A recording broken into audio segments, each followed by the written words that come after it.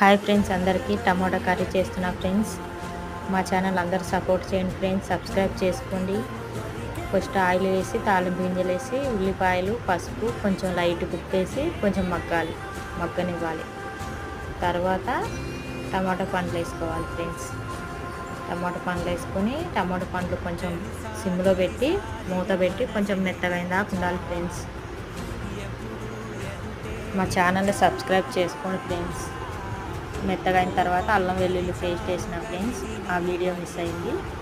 అల్లం వెల్లుల్లి పేస్ట్ అది అట్లా గంటతో నేను ఎట్లా అంటున్నా అట్లా అంటే టమాటా ముక్కలు మెత్తబడతాయి ఫ్రెండ్స్. తర్వాత కారం వేసుకోవాలి ఫ్రెండ్స్. కారం వేసుకొని కొంచెం సేపు ఒక 5 నిమిషాలు కలుపుకోవాలి ఫ్రెండ్స్. తర్వాత ధనియాల పొడి వేసి కొంచెం కలుపుకొని తర్వాత వాటర్ పోసిన ఫ్రెండ్స్. తర్వాత కొబ్బరి పొడి ఒక స్పూన్ వేసిన ఫ్రెండ్స్.